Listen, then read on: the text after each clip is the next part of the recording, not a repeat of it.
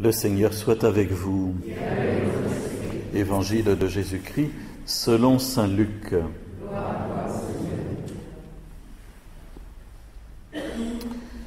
Certains disciples de Jésus parlaient du temple, admirant la beauté des pierres et les dons des fidèles. Jésus leur dit: ce que vous contemplez, des jours viendront où il ne restera pas pierre sur pierre. Tout sera détruit. Ils lui demandèrent: Maître, quand cela arrivera-t-il? Quel sera le signe que cela va se réaliser? Jésus répondit: Prenez garde de ne pas vous laisser égarer, car beaucoup viendront en mon nom en disant « c'est moi » ou encore « le moment est tout proche ». Ne marchez pas derrière eux. Quand vous entendrez parler de guerre et de soulèvement, ne vous effrayez pas. Il faut que tout cela arrive d'abord, mais ce ne sera pas tout de suite la fin. Alors Jésus ajouta: on se dressera nation contre nation, royaume contre royaume. Il y aura de grands tremblements de terre et ça et là des épidémies de peste et de famine. Des faits terrifiants surviendront et de grands signes dans le ciel.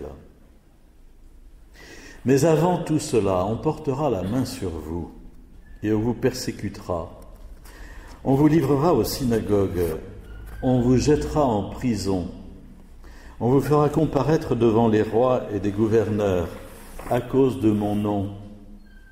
Ce sera pour vous l'occasion de rendre témoignage.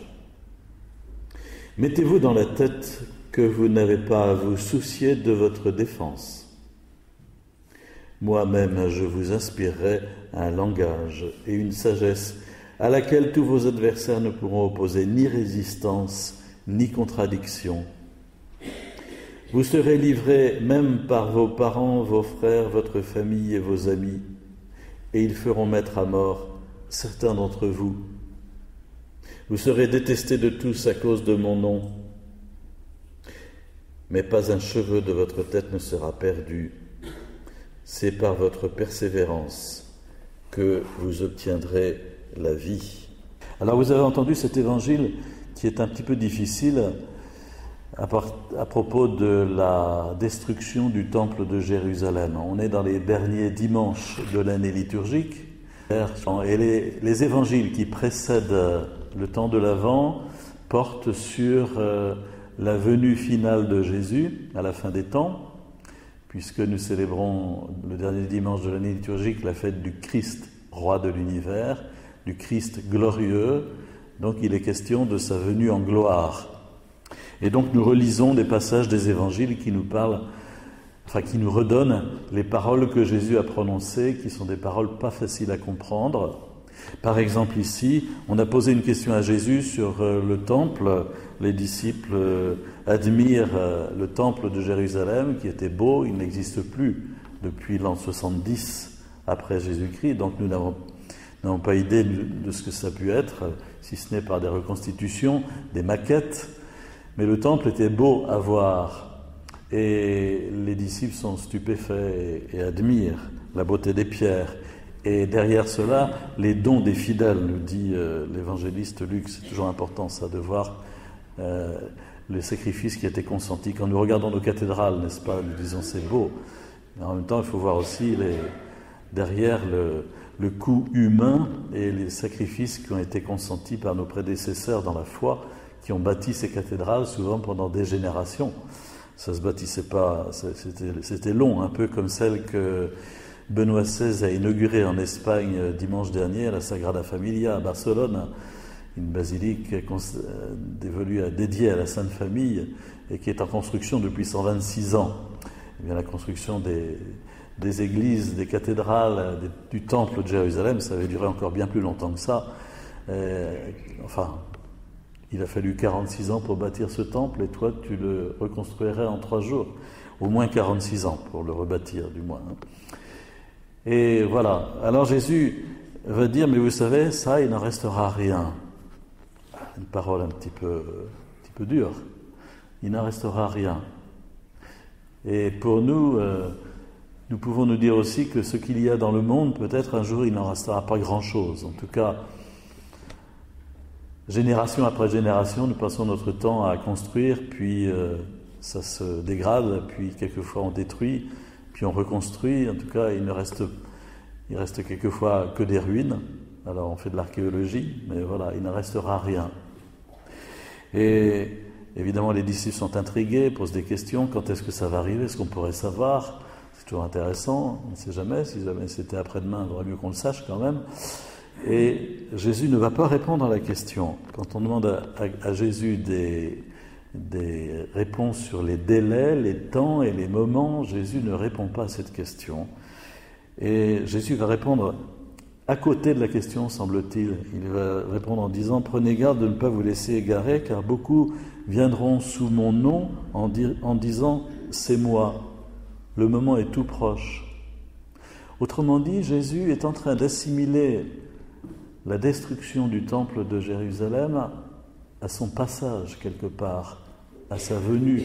Pour lui, cet événement est préfiguratif, il préfigure ce qui se passera à la fin des temps quand il viendra. Quand Jésus viendra dans la gloire, l'humanité sera en grande crise et peut-être en période d'autodestruction quelque part.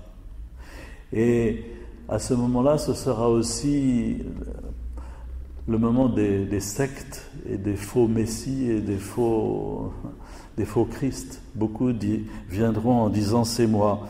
Ne les écoutez pas, ne faites pas attention, ne marchez pas derrière eux. Quand vous entendrez parler de guerre, de soulèvement, etc., de tremblements de terre, d'épidémies, quand la terre sera vraiment secouée, quand le monde sera secoué, ne vous pressez pas, voilà. Et sachez que de toute façon, excusez-moi, je vais être un peu... Vous passerez à la casserole.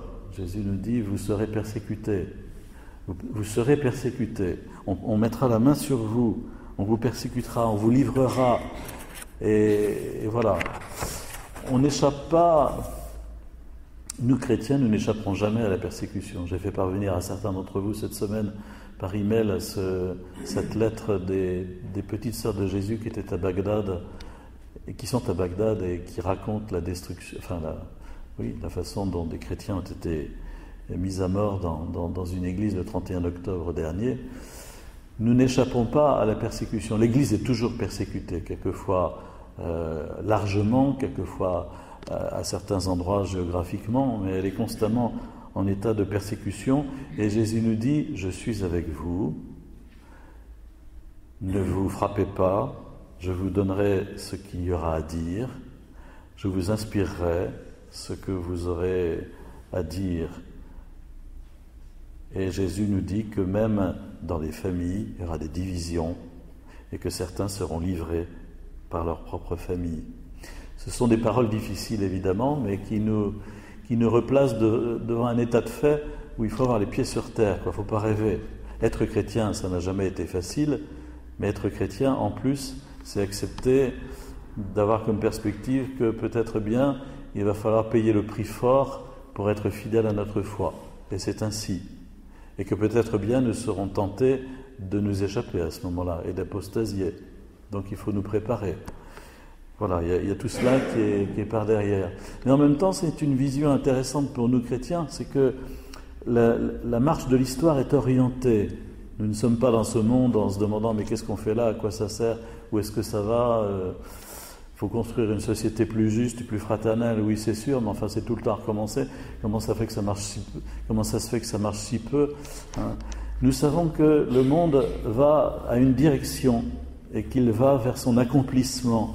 Et que cet accomplissement, c'est la venue glorieuse de Jésus. Et qu'avant la venue glorieuse de Jésus, il y aura comme une crise profonde de ce monde. Et une persécution aussi, une sorte de vendredi saint de l'Église. Comme Jésus a été crucifié, peut-être que l'Église devra passer encore une fois par une persécution généralisée avant que Jésus ne vienne et que la Jérusalem céleste ne vienne d'en haut. Ce sont des choses mystérieuses, c'est pas facile d'en parler, c'est pas facile de faire une chronologie, sûrement pas. D'ailleurs, il ne faut pas tellement s'y risquer. Jésus l'a bien fait comprendre. C'est pas simple, mais tout de même, il faut que nous ayons une vision. Il faut que nous ayons une vision, il faut que ça fasse partie de notre paysage. On ne peut pas dire c'est tellement compliqué à comprendre que de toute façon je laisse ça de côté. Non, nous attendons ta venue dans la gloire. On va le chanter tout à l'heure après la consécration. Nous attendons ta venue dans la gloire. Nous attendons la venue de Jésus. C'est pour nous essentiel, et nous le disons aussi quelque part dans Je crois en Dieu. Donc,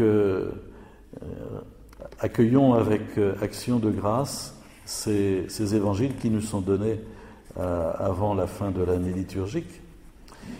Et puis, ayons cette perspective, puis en même temps, il ne faut pas qu'elle nous démobilise. Vous avez entendu comment Saint Paul, au fond, est en train de critiquer certains chrétiens de son temps qui disaient « Oh Jésus va venir, c'est pas la peine qu'on travaille, on va se la couler douce. En attendant, c'est sympa, on va se reposer. » Et Paul dit non, que si quelqu'un ne veut pas travailler, qu'il ne mange pas non plus. Enfin, voilà, il faut se coltiner aux réalités concrètes, même si notre perspective est d'attendre la venue glorieuse de Jésus.